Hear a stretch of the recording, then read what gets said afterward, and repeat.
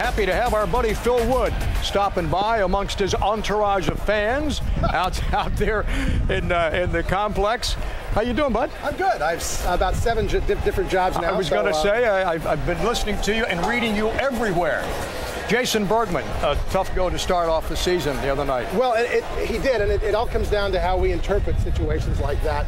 Jason Bergman came into the ballgame on Monday, opening day, bases loaded, 2 outs, and he allowed a home run, a grand slam home run, to Placido Polanco. Now, he then retired the side. So, 2 batters faced. He left the game with an ERA of 27 runs a game. Now, what does that really mean? Well, it means really almost nothing. If you follow the game, you know that a single bat appearance can raise a relief pitcher's ERA to a deceptively high number. Now, last year, Bergman was in 56 ball games and was unscored upon in 41 of those games. He finished the season with an ERA of exactly 4.5 runs a game, 4.50. Now, 697 pitchers appeared in Major League Baseball games last year, so nearly 700 pitchers.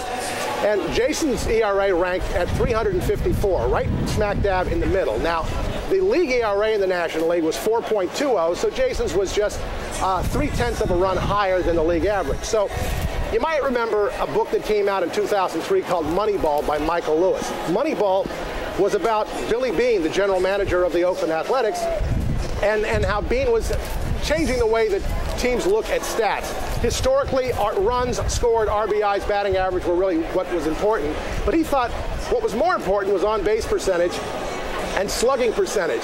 He also didn't think that drafting high school players was a good idea because it was too hard to project exactly how they would become future major leaguers. Well, anyway, it seemed to work. The A's won the American League Western Division title 4 times. Beane was the toast of a lot of fans and fantasy baseball aficionados. There was even going to be a Moneyball movie with Brad Pitt playing Billy Beane, but there were script issues. Apparently, casting Angelina Jolie as Art Howe was a problem. But the A's never made it to the World Series, and they haven't finished over 500 since '06, and now the A's are kind of changing the way they look at things. The Moneyball is becoming a thing of the past.